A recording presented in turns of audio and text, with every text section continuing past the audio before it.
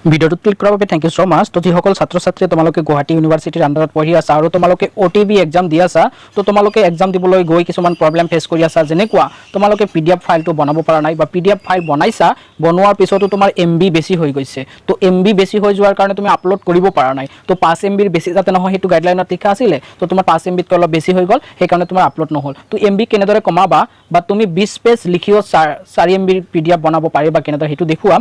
তোমালোকে এটা কথা হয়তো কনফিউজ এতিয়াও আছা, কিছুমানে হয়তো কিছুমানে নাই যে আমি 10 পেজৰ ওপৰত লিখিব পাৰিম নে নাই। তোমালোকে 10 পেজৰ ওপৰত লিখিব পাৰিবা, কিন্তু কথা হ'ল MB হে 5 MB কম হ'ব লাগিব।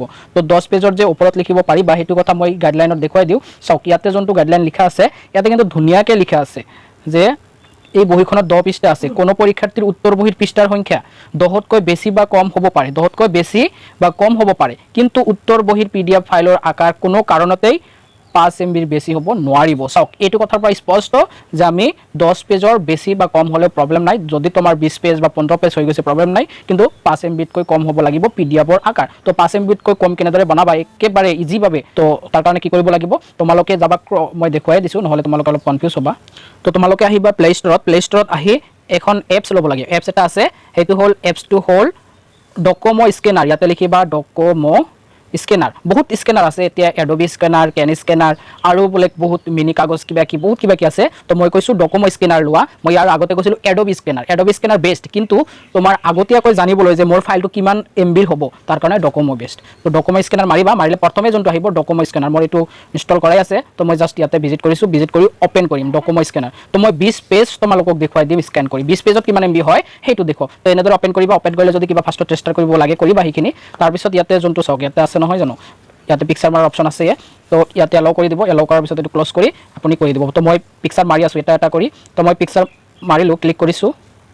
ক্লিক কৰাৰ পিছত চাওক এনেদৰে এইটো হৈ গ'ল মোৰ স্কেন কৰা, ক্লিক কৰা হ'ল। কিন্তু এতিয়া মই কণ্টিনিউ মাৰিলোঁ, তো আপুনি প্ৰথমে আহিব ইয়াতে ভিজিট কৰিব এপছত। ভিজিট কৰাৰ পিছত আপুনি গোটেইখিনি আপোনাৰ কিমান পেজ হৈছে বোলে 20 পেজ হৈছে। তো 20 পেজে ইয়াৰ পৰা আপুনি কি কৰিব, ক্লিক কৰি ল'ব। প্ৰথমে মই ক্লিক কৰি লওঁ 20 পেজ। ক্লিক কৰাৰ পিছত আপুনি কিবা এডিট কৰিবলগীয়া থাকিলে কণ্টিনিউ কৰি দিলোঁ। তাৰপিছত আৰু মাৰোঁ, মোৰ বোলে আৰু পেজ মাৰিবলগীয়া আছে।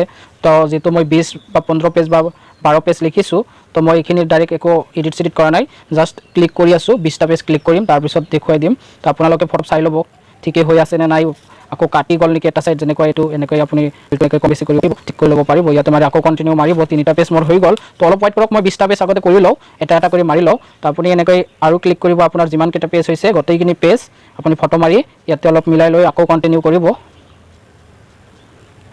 তো অলৰেডি মই 19টা পেজ স্কেন কৰিলোঁ, অৰ্থাৎ ফটো মাৰিলোঁ।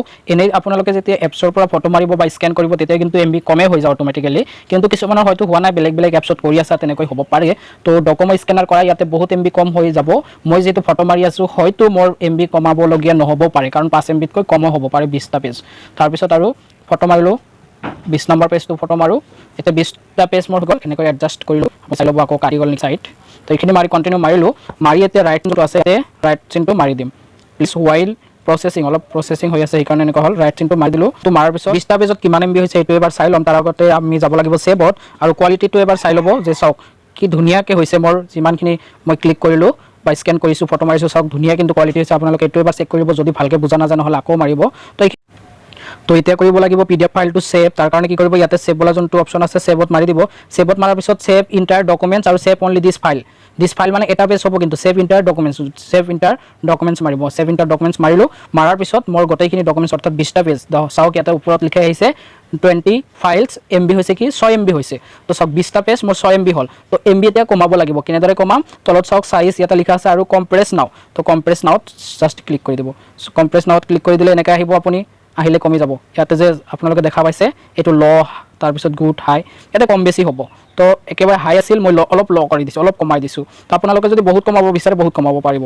তো আৰু কমাব লাগিব, নহ'লে চাওক 5.61 MB হ'ল মোৰ, আৰু কমাই দিওঁ, গুডত কৰি দিওঁ, মানে মিডিলত ৰাখিলোঁ চাওক এতিয়া কিমান এমবিৰ হয় তো আপোনালোকে এনেদৰে এমবি কমাই ল'ব আৰু বেলেগ বেলেগ এপছত কিন্তু এইটো অপশ্যনটো নাই কিছুমানত আছে কিছুমানত নাই আমি সেইখিনি কিন্তু গম নাপাওঁ কেনেকৈ গম নাপাওঁ যে যেতিয়া ফটো মাৰোঁ কিমান এমবিৰ হৈ গ'ল লাষ্টতহে গম পাওঁ যে ইমান এমবিৰ হৈছে তেতিয়া আমাৰ প্ৰব্লেম হৈ যায় কিন্তু ইয়াতে ফাইল ছেভ কৰাৰ আগতে আমি গম পাম কিমান এমবিৰ হৈছে চাওক মোৰ 6 এমবিৰ হৈছিলে এতিয়া 4 কিমান কৰি ল'লোঁ 80 মান কৰি ল'লোঁ 4.84 এমবি হৈছে তো যেহেতু 5 এমবিতকৈ কম লাগে ইয়াতে চাওক 20টা পেজ কিন্তু কোৱালিটি চাওক এতিয়াও কিন্তু মোৰ একেবাৰে বেয়া হোৱা নাই তো এইটো মাৰাৰ পিছত এনেকৈ কৰাৰ পিছত কমোৱাৰ পিছত ইয়াতে ছেভ মাৰি দিব তো মই ছেভ মাৰি দিলোঁ এতিয়া ছেভ ক'ত কৰিব মাই ডকুমেণ্টছ বা ইয়াতে চাওক ওপৰত লিখাই আছে ডকুমেণ্টছ কিবা কি ডেটটো লিখা আছে ইয়াতে যোনটো চাওক কলমৰ পেনৰ চেইন আছে ইয়াতে মাৰি আপুনি ডকুমেণ্টছত ৰিনেম কৰিব পাৰিব তো ৰিনেম এটা বনাই দিলোঁ মই বনাই দিলোঁ কম্পিউটাৰ